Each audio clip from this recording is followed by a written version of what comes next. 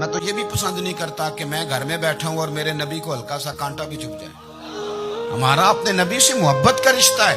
ایک کانٹا بھی حضور کے قدم مبارک میں چبھے ہمیں برداشت.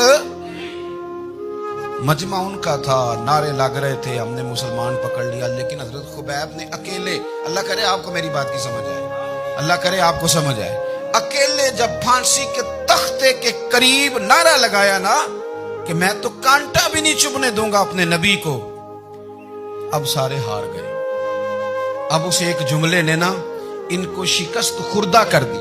اب بول کچھ نہیں سکتے تھے, گردنیں جھک گئی, اور جب سناٹا چھایا تو ابو سفیان ساتھ والے سے کہنے لگا باقی ساری باتیں اپنی جگہ پر ہیں, پر اصحاب محمد سے پیار تو بڑا ہی کرتے ہیں نا. اور وہ کچا رنگ للاری والا جیڑا چڑھ دا تے لیندا رہندا, اے عشق تیرے دا رنگ محمد چڑھ جائے پھر نہیں لیندا. کہا یار پیار تو یہ کرتے ہیں نا, اس میں کوئی شک والی بات. اس پیار سے کافر ڈرتا ہے.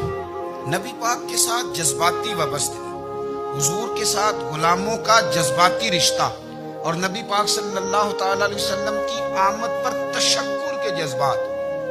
امام رازی نے لکھا ہے کہ حضرت موسیٰ کلیم اللہ علیہ السلام نے تورات کی تختیوں کے اندر ایک امت کا ذکر پڑھا کہ جو امت گناہ کا ارادہ کرے گی تو گناہ لکھا نہیں جائے گا جب تک کر نہ لے, اور نیکی کا ارادہ کرے گی تو رب ان کی نیکی لکھ دے گا, اور جب وہ کر لے گی تو اللہ 10 گنا اجر عطا کرے گا.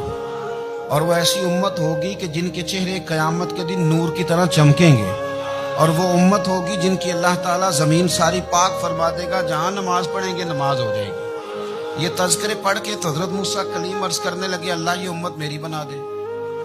تو رب کریم نے فرمایا کہ موسیٰ نہیں, یہ تو میرے محبوب کی امت ہے. فرمایا یہ تو میرے نبی پاک کی امت, حضور کی امت. اللہ حضرت موسیٰ معمولی آدمی نہیں, وہ جلیل القدر پیغمبر ہے جن کا قرآن کے ہر سپارے میں تذکرہ ہے, کہیں واضح طور پہ کہیں اشارتاً, ہر پارے میں.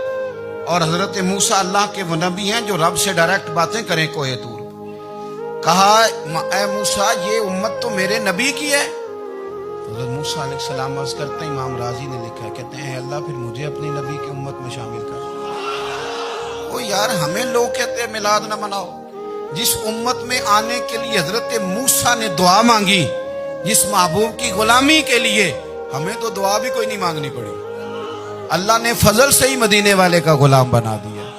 تو ہم حضور کے تذکرے نہ کریں, ہم تشکر نہ کریں, ہم نبی پاک صلی اللہ تعالی وسلم کی نعت نہ پڑھیں, ہم حضور کے آنے پر جشن کا اظہار نہ کریں. ہر وہ جائز طریقہ جس سے اظہار خوشی ہو سکے وہ میلاد پہ کرنا چاہیے, اور اس کے لیے اسباب بنانے چاہیے. امت کا ایک جذباتی انداز ہونا چاہیے نبی پاک کے ساتھ.